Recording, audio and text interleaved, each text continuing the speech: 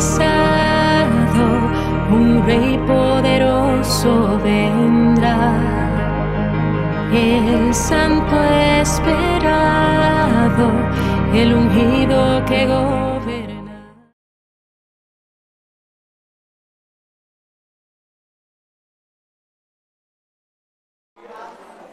Que el gozo del Señor es nuestra fortaleza.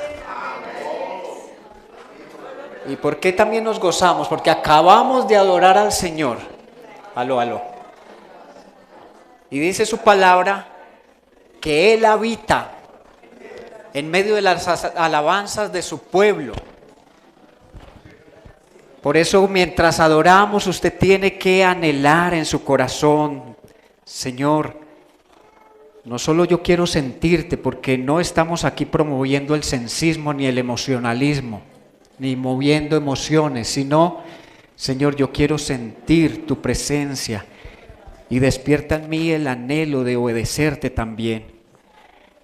No solo de sentir algo físicamente, sino, Señor, yo quiero también una disposición a obedecerte.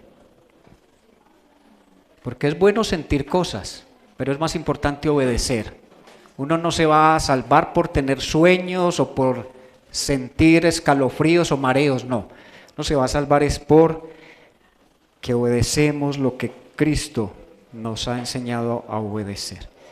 Bueno, hermanos, ya iniciamos la semana pasada una corta serie por este tiempo de Navidad, llamada Navidad, una promesa cumplida.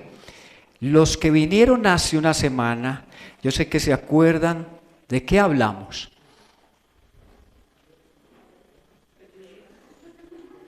Hablamos de una luz para el mundo, que un pueblo que andaba en tinieblas vio gran luz.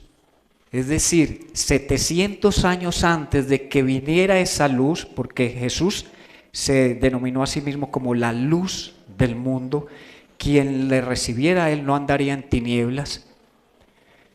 Ese pueblo que estaba esperando es la venida de aquel que abriría el camino, que iluminaría la senda para caminar de acuerdo a la voluntad de Dios. Dice en ese texto que ese pueblo vio esa luz. Y eso estaba profetizado, no porque había ocurriría días después, sino que esas tinieblas, es decir, la opresión de Asiria sobre ellos, no iba a ser para siempre. Iba un momento donde iba a venir el Rey de Gloria a liberarlos. Y ya lo hizo, vino Jesucristo en su primera etapa y estamos esperando su segunda venida.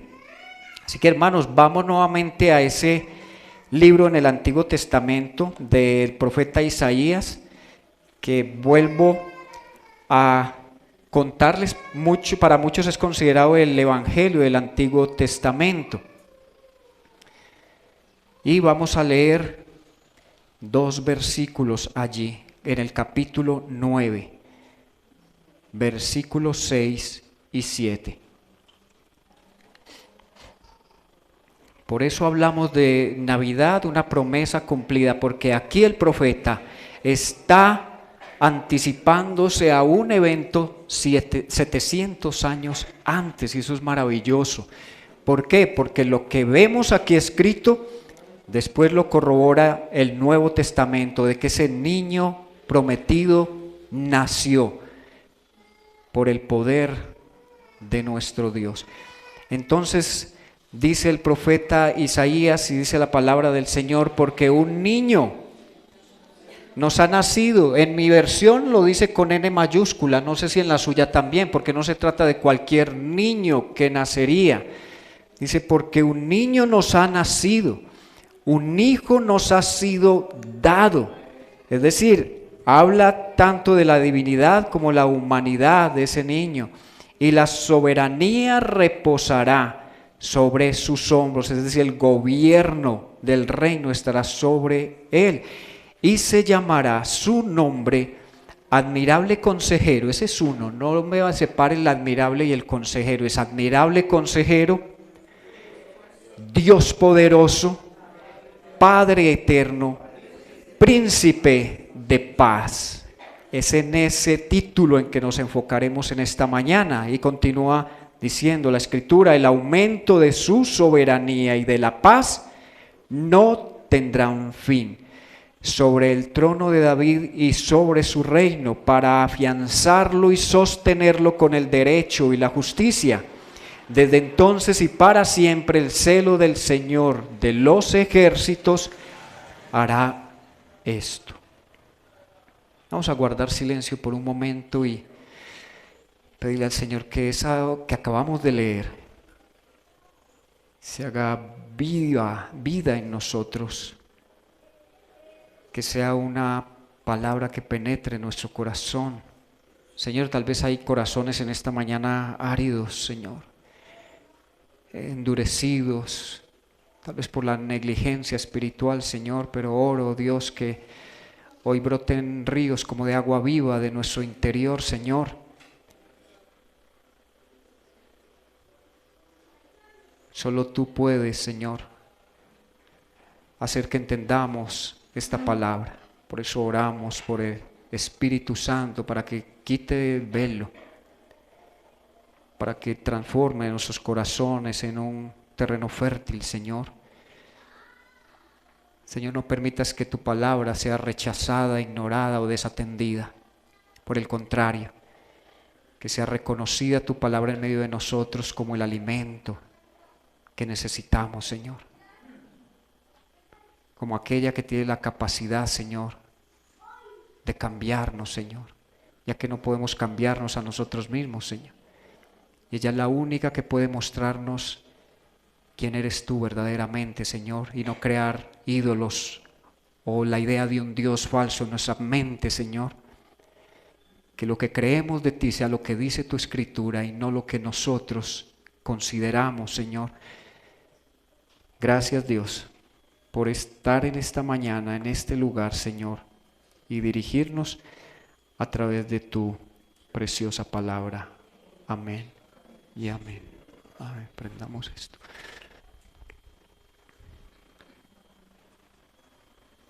Yo quisiera preguntarle en esta mañana, ¿siente usted que está en paz con Dios?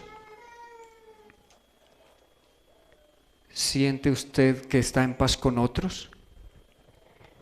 Este es un tiempo complicado para muchas familias, donde se reúnen y muchos no se llevan bien entre sí.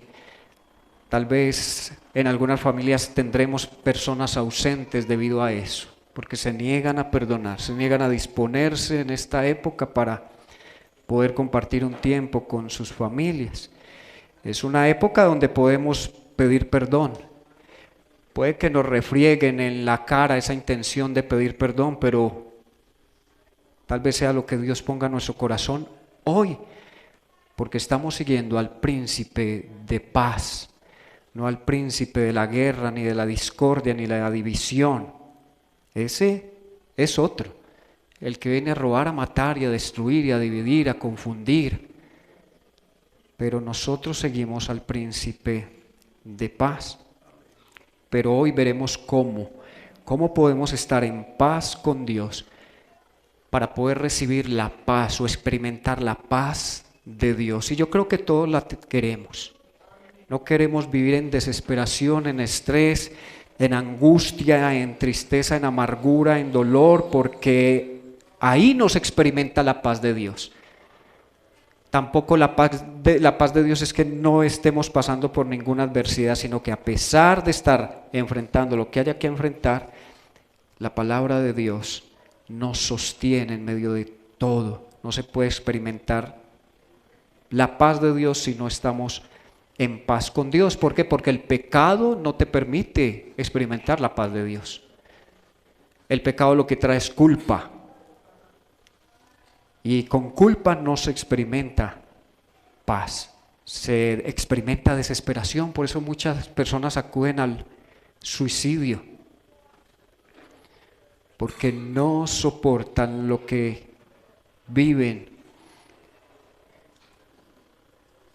Entonces reitero, los 4 nombres mencionados por el profeta expresan tanto sus cualidades humanas como las divinas, dando seguridad de que Él en efecto es lo que decía en Isaías 7:14, Él es Emmanuel. ¿Qué significa Emmanuel?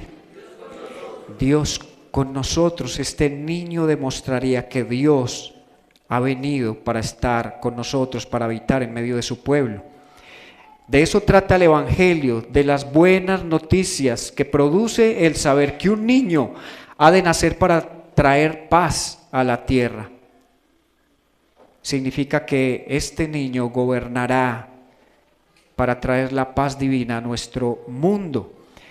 Ahí más adelante yo sé que muchos de nosotros hemos leído acerca del reinado justo de Cristo, que se dará en su segunda venida, y dice el capítulo 11, verso 6, el lobo morará con el cordero, y el leopardo se echará con el cabrito, el becerro, el leoncillo y el animal doméstico andarán juntos, y un niño los conducirá. La vaca con la osa pastará, sus crías se echarán juntas, y el león como el buey comerá paja. El niño de pecho jugará junto a la cueva de la cobra, y el niño destetado extenderá su mano sobre la guarida de la víbora. No dañarán ni destruirán en todo mi santo monte, porque la tierra estará llena del conocimiento del Señor, como las aguas cubren la mar. Eso sucederá, tal cual Dios lo ha prometido. Y ahora vamos a entender por qué es tan importante leer la Escritura y confiar en lo que esas profecías dicen. ¿Sabe cuál es el término en hebreo para la palabra paz? ¿Qué significa shalom? Cuando un judío se acerca a alguien y le dice shalom, ¿qué es lo que le está queriendo dar a entender?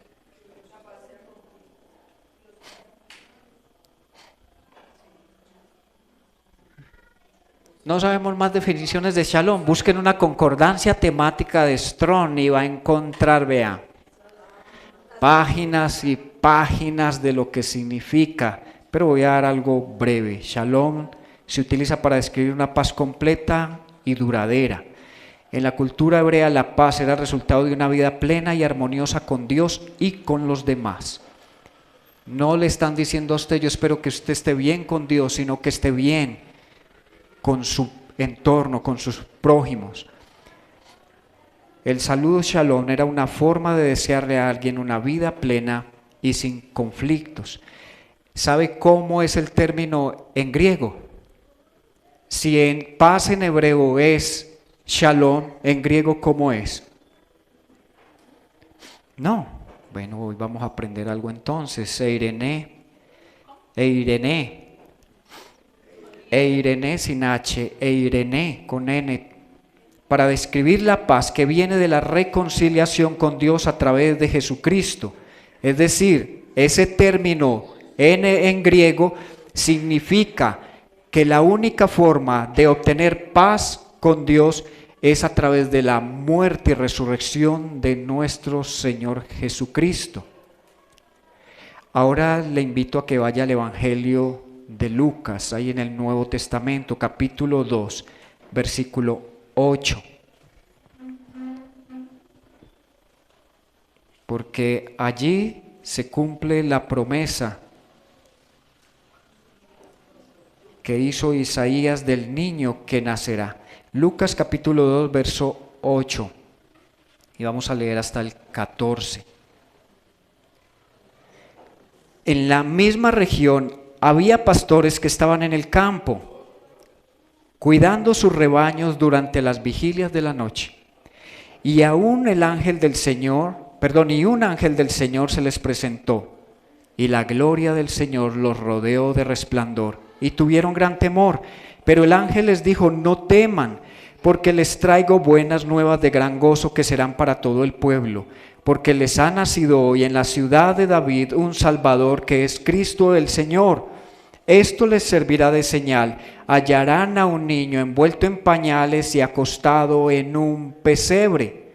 De repente apareció con el ángel una multitud de los ejércitos celestiales, alabando a Dios y diciendo: gloria a Dios en las alturas y en la tierra paz entre los hombres en quienes Él se complace. O paz a los hombres que disfrutan de su buena voluntad. Este texto es precioso porque nos enseña que a medida que Dios recibe gloria, nosotros recibimos ¿qué? Paz. Las gozosas noticias de que un día, cuando el tiempo se cumplió, en una pequeña provincia profetizada, había nacido el Salvador del mundo, Cristo Jesús, el Mesías esperado. Este momento fue tan anhelado que marcó la historia de la humanidad. Hace algunos se refieran en el antes de nuestra era y después de nuestra era. Siempre se ha reconocido que no es antes de Buda y después de Buda, antes de Confucio y después de Confucio, sino antes de Cristo y después de Cristo. El nacimiento de Jesús marcó la historia de la humanidad, porque venía aquel que podía redimir el pecado del ser humano. Entonces, el nacimiento de Jesús trae dos grandes resultados y dos grandes propósitos: gloria y paz. ¿Qué es lo que revelaría Jesucristo? La gloria de Dios, porque Él es el resplandor de la gloria divina. Ver a Cristo es ver a Dios. Y también este niño es el que traerá desde el cielo a su pueblo la justicia y la paz que tanto el mundo anhela. Lo primero entonces y lo más importante en el plan de Dios con el nacimiento de su Hijo es que Dios sea glorificado y que aquellos que le sigan experimenten la verdadera paz. Vuelvo y pregunto, ¿ha usted experimentado ya la paz de Dios en su corazón? Ese es el deseo de Dios a través de esta época de la Navidad, que cuando cantamos Él sea glorificado y que mientras vivimos de acuerdo a su voluntad podamos experimentar la paz que sobrepasa, ¿qué dice la Biblia? Todo entendimiento. ¿Por qué? Porque el ser humano no puede explicar qué es tener la paz de Dios en medio de las tragedias y los dolores más grandes que pueda un ser humano atravesar en esta tierra. Eso lo demuestra Job. Cuando podamos estar frente a Job y que él pueda contar cómo pudo experimentar la paz de Dios en medio de una pérdida, una tras otra. Lo hemos dicho algunas veces: ¿ha perdido usted un hijo? No, usted no sabe qué es el dolor de perder un hijo. ¿Ha perdido usted su casa, la que había construido con tanto esfuerzo? Tal vez diga no. ¿Se ha enfermado de una enfermedad contagiosa? Tal vez diga no. ¿Ha perdido a sus hijos, a sus empleados? Tal vez diga no, o tal vez diga sí. En el transcurso de 30 o 40 años he vivido esas experiencias, pero no todas al mismo tiempo, como lo experimentó Job. Y dice que cuando Job pasó por esto, adoró a Dios. Lo embargó ¿qué? No la angustia, no la desesperación, no la ira, porque tal vez Dios no le cuidó y le protegió lo que le había dado, sino él descansó en la palabra de Dios, diciendo: Él da y Él quita. Sea bendito el Señor por siempre. El propósito de la creación y la redención es manifestar que Dios es glorioso y que aquellos que son bendecidos con su paz deben darle la gloria, deben alabarlo. Y el segundo aspecto es que cuando la paz de Dios en Cristo es ofrecida al mundo, solo los hijos de la paz o de paz la pueden experimentar. La paz de Dios ha sido ofrecida al mundo, pero solo aquellos que le reciben y que creen en Él y le siguen pueden experimentar esa paz verdadera, esa paz que solo Dios da. ¿Qué dijo Jesucristo a sus discípulos? Lo que les he dicho es para que en mí tengan paz. No teman, en el mundo tendrán aflicción, pero yo he vencido al mundo. ¿Usted se imagina cuando el gobierno de Dios está en un cristiano? Cuando por el poder del Espíritu Santo experimentando esa paz que es un fruto del Espíritu, ¿cierto? Porque el fruto del Espíritu es amor, gozo, paz. Y esa paz se puede experimentar, sí, pero solo cuando se tiene una relación con Dios. Una persona no puede querer experimentar tranquilidad en medio de la angustia cuando no tiene primero una relación con Dios. Un impío, un inconverso, un no creyente no puede experimentar la paz de Dios en esos momentos difíciles de su vida.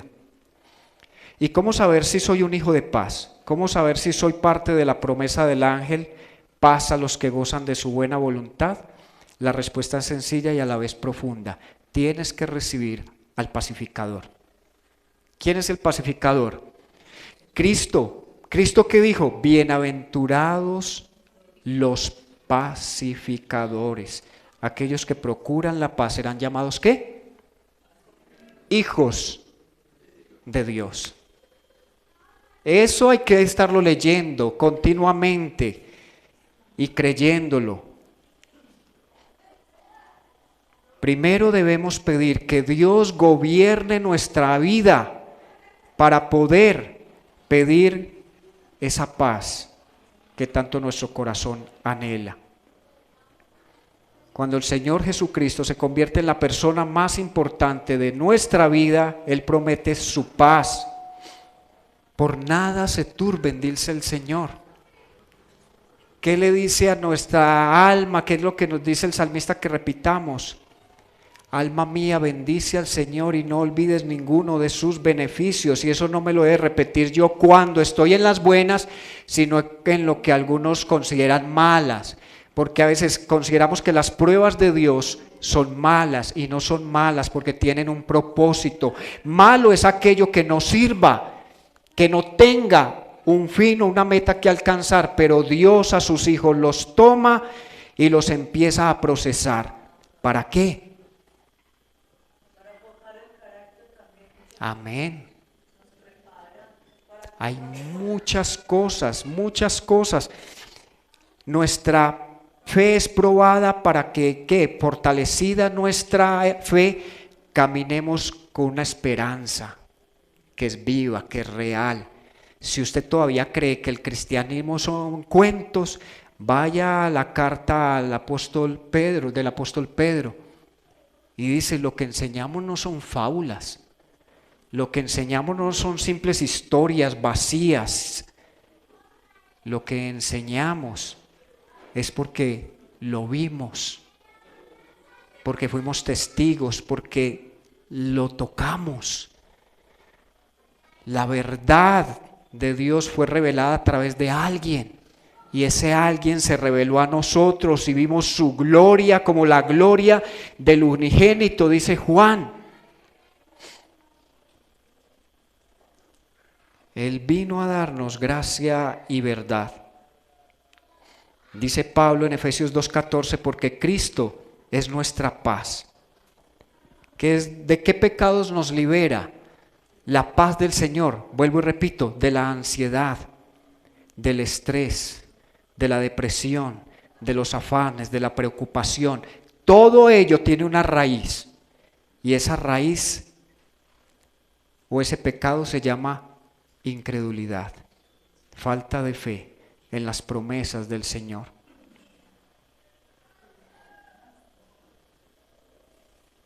Vuelvo y repito, cuando Dios gobierna nuestra mente y nuestro corazón, realmente podemos entender qué es ser cristiano. De de otra forma no podremos entenderlo y pensaremos,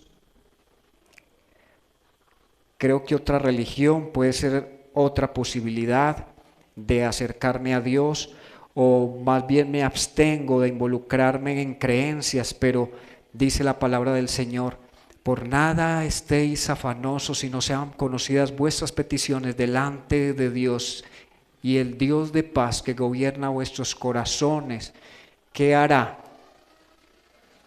Cuidará vuestros pensamientos y vuestros corazones en Cristo Jesús.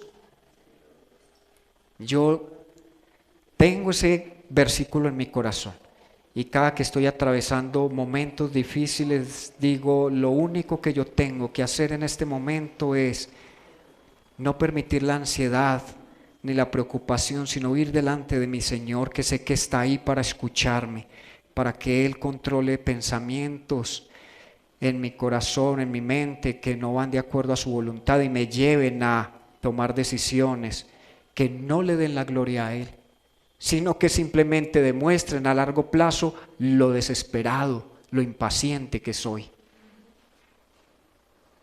Así que la clave para entender la paz es mantener unido lo que los ángeles mantuvieron unido: la gloria a Dios y la paz a los que gozan de su buena voluntad. Un corazón decidido a mostrar o a dar toda la gloria solo a Dios conocerá no solo lo que es estar en paz con su Creador, sino la completa paz que viene de Él. Y la fe en sus promesas, las cuales recibimos en Jesús, es la que mantiene juntos estos dos aspectos.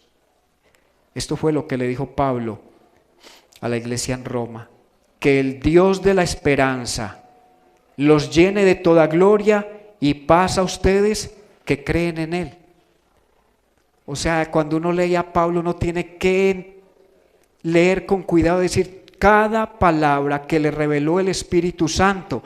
Pablo llamaba a Dios el Dios de la esperanza, y esperaba que ese Dios de la esperanza les llenara de toda alegría y paz a los que creen en Jesús.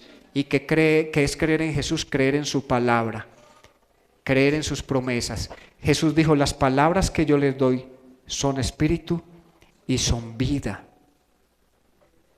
La palabra de Jesús nos santifica. Y la palabra de Jesús nos da fe. En otras palabras, la forma como las promesas de Dios se hacen reales para nosotros y nos producen paz es cuando las creemos. Y hay tres relaciones que tienen que ver con esto de paz. Dios quiere reconciliarnos con Él a través de su Hijo Jesucristo. No solo de su nacimiento, sino de su muerte y su resurrección. Quiere que tengamos una paz interior. Solo piense en qué lugares la gente está buscando paz interior o de qué formas. Y también ese otro aspecto es la paz con los demás. Entonces, paz con Dios, paz consigo mismo y paz con los demás son aspectos que la Navidad nos recuerda. Jesús nació para hacernos portadores del Evangelio de la paz. Estamos trabajando en eso, en resolver los conflictos que tenemos pendientes. Estamos dispuestos a perdonar en esta Navidad 70 veces 7, como lo dijo Jesucristo a su discípulo Pedro y por consiguiente a todos sus discípulos y a todos sus seguidores hasta hoy. O esta Navidad va a ser una Navidad más, de ir y venir, de estar allí, de estar allá, y los odios todavía en el corazón, situaciones sin resolver para empezar un año en las mismas. No. Cierre sus ojos por un momento y vuelvo y hago otra pregunta. ¿Cómo estás preparando tu corazón para recibir a Cristo en esta Navidad? Tú puedes decir, pero yo ya recibí a Cristo, pero tal vez no al Cristo de la paz, al pacificador. la Biblia nos llama a que, si es posible, en cuanto dependa de nosotros, estén en paz con todos. Perdónense unos a otros, así como Cristo o como Dios nos perdonó en Cristo.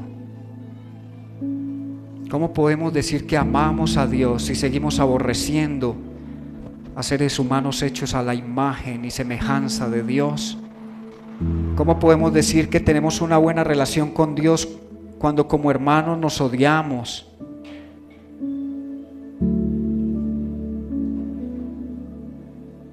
Di en esta mañana: Señor, yo quiero conocerte como el príncipe de paz.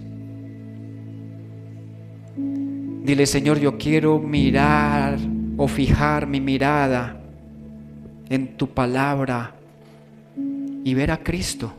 Dile: Señor, abre mis ojos y mis oídos espirituales para escuchar la voz de mi Señor. Dile: Señor, muéstrame a Jesús en esta Navidad. Recuerda que Él ha venido a reconciliar al mundo contigo y a unos con otros. Ha venido para que yo salga de mi angustia, de mis temores, de mis miedos, de mis soledades, de mis ansiedades, de mis adicciones, y ponga mi esperanza y mi confianza solo en Él. Diga: Señor, ayúdame. Recibe en esta mañana el regalo de la reconciliación que Cristo Jesús ha hecho posible. Que ese sea el mayor regalo que podamos abrir, disfrutar, atesorar, y el cual nos cause la mayor alegría jamás imaginada. Tener a Cristo en el corazón.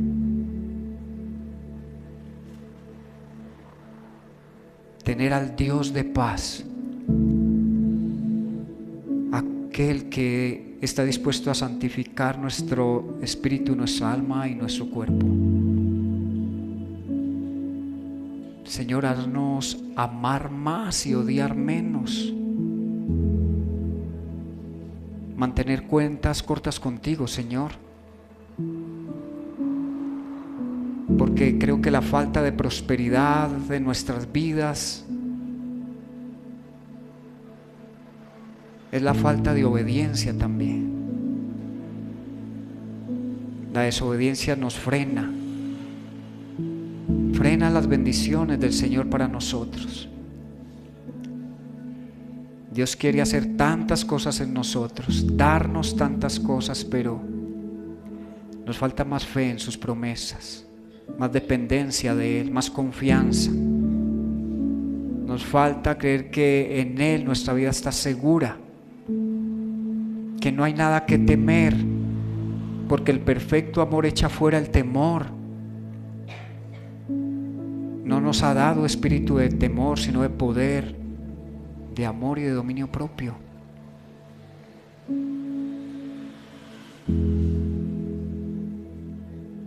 Póngase de pie, por favor, y vamos a adorar a nuestro Dios nuevamente, y que en ese proceso podamos experimentar su paz. Si usted hasta el día de hoy no ha reconocido a Cristo Jesús como Señor y Salvador, si usted vive siguiendo las corrientes de este mundo, haciendo lo que su corazón le dice, venga a Cristo. Él quiere darle libertad, quiere que experimente su paz, su amor. Nunca más nos sentiremos solos. Nunca más tendremos por qué estar angustiados. Aún las necesidades básicas de la vida están suplidas, aseguradas en Cristo, porque dice: busquen primero el reino de Dios y su justicia, y todo lo que necesiten será añadido. Dios nos dice: eso no es lo más importante, qué ropa te pones, dónde vives, qué carro manejas, en qué empresa estás. No. Lo más importante es que busques todos los días el reino de Dios y su justicia.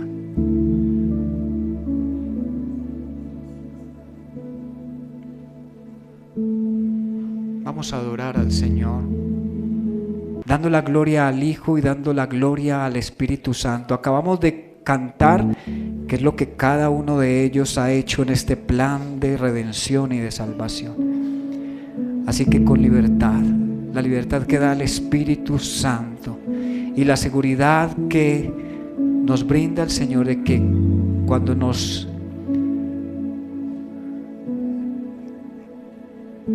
hablamos a Él nos escucha. Por favor, glorifiquemos a Dios con nuestras oraciones.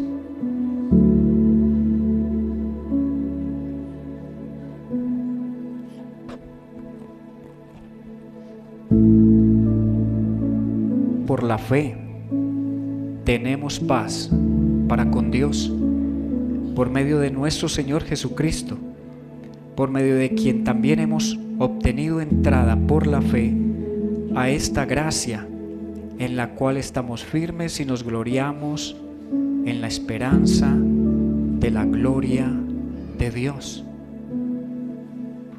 Porque agradó al Padre que en Él, es decir, en su Hijo Jesucristo, habitara toda la plenitud, y por medio de Él reconciliar todas las cosas consigo, habiendo hecho la paz por medio de la sangre de su cruz.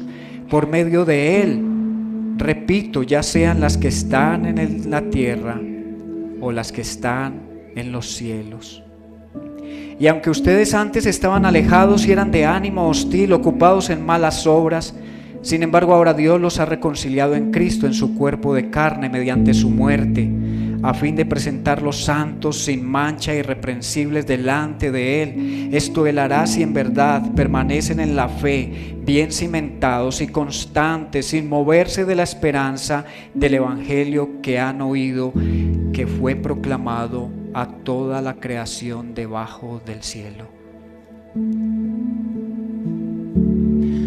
No hay un mensaje más grande, más importante, más poderoso que se haya dado en esta tierra que el mensaje del Evangelio de Jesucristo.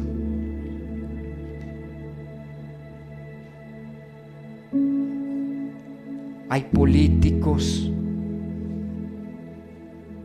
hay intelectuales,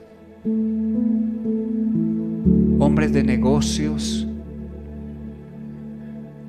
que seguramente han dado grandes sermones, grandes conferencias, pero nadie llega al nivel de lo que Jesús dejó a la humanidad.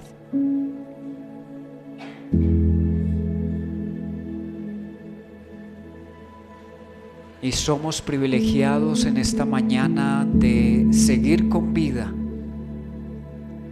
para escuchar su palabra, para adorarlo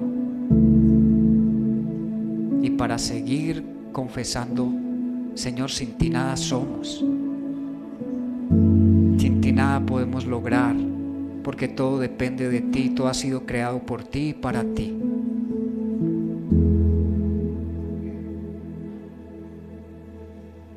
Así que gracias, Señor, por este honor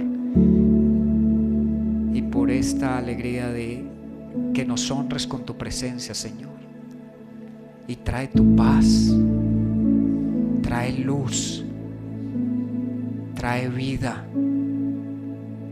trae alegría, trae el verdadero gozo a nuestros corazones. Esa confianza total de que nada podemos temer, porque si tú estás con nosotros, ¿quién podrá levantarse contra nosotros? Si Él ha prometido amarnos, ¿quién nos va a arrebatar de ti? Nada. En ti estamos seguros. En ti lo tenemos todo. Gloria a ti, Señor. Damos amén y amén.